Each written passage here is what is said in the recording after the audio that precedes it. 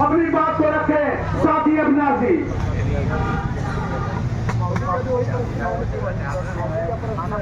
मैं तमाम क्रांतिकारी साथियों को अपने बुलंद आवाज में एक बार आप सभी के सामने जय भीम का नारा लगाऊंगा। मैं चाहूंगा कि मेरे आवाज को बुलंद करते हुए आप सभी मेरा साथ देते हुए जय भीम का नारा जय जय जय जय जय भीम, जय जय जय जय जय भीम।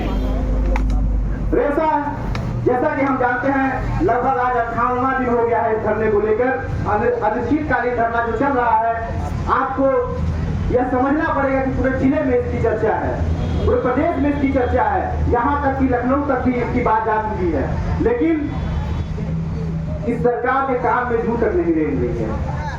मैंने शुरू से कहा था कि किसानों की, मजदूरों की, दलितों की, अल्पसंख्यकों की लड़ाई अगर कोई लड़ता है तो वो स्वयं लड़ता है। मैं आपके बीच में बरकरार रहा हूँ, बराबर आया हूँ, मेरी बात आप लोग सुने हैं और मैं बहुत कम शब्दों में अपनी बात को विराम देते हुए मैं अपने अन्य साथियों को इसका मौका देना चाहूंगा और उनको सुने।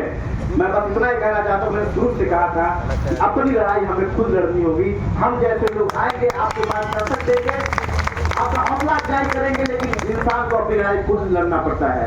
मैंने उस दिन भी कहा था ये जो सरकारी नौकर बैठे हुए हैं जिले में, प्रशासन में, या कहीं न कहीं नौकरी कर रहे हैं और यह किसी न किसी के कहने पे चलेंगे।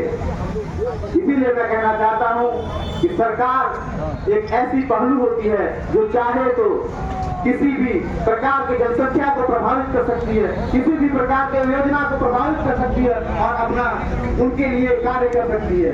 जिस देश में कुंभ मेला के नाम से 9,000 करोड़ रुपए 45 दिन में खर्च किए गए हुए हैं और ये सरकार सीधा ठोक के बोलती है कि 40 करोड़ जनसंख्या को हमने नियंत्रित कर लिया और एक भी घटना नहीं हुआ।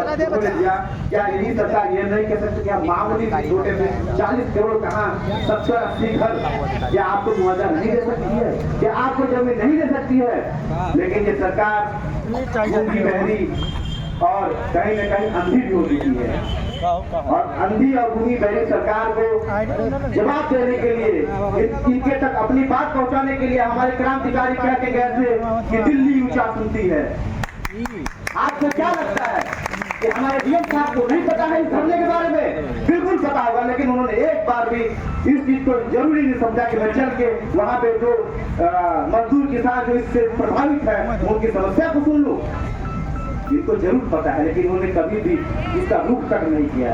यही डीएम साहब आपको कुंभ मेला करा के आए थे, आपको पता होना चाहिए। यही डीएम साहब कुंभ मेला सुचारू रूप से एक व्यवस्थित ढंग से करा के आए थे।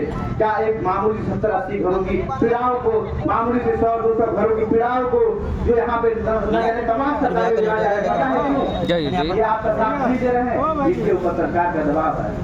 और कभी भी जब जुल्म बढ़ता है, जब पाप बढ़ता है, जब कोई न कोई अगर ऐसे अनिश्चितकालीन धरना बढ़ता है तो एक क्रांति जन्मती है और क्रांति के लिए पूरे जन समूह का एकत्रित होना बहुत जरूरी है। आपको एक होना पड़ेगा और लड़ना पड़ेगा।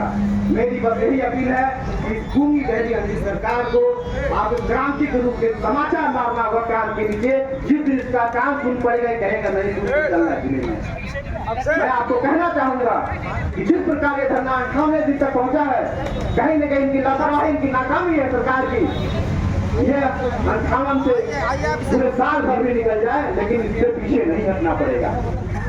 मैं आप सभी को अपनी वाणी को विराम देते हुए बस इतना कहना चाहूंगा कि जिस प्रकार आप लड़ रहे हैं, जो जो साथी आपके साथ लड़ रहे हैं, आपका माने जो लड़ रही जो आपके साथ शुरू से लड़ रही है, इनका आप समर्थन कीजिए। और कहीं न कहीं कहते हैं ना कि ऊपर वाले के घर में देर है अंधेर नहीं।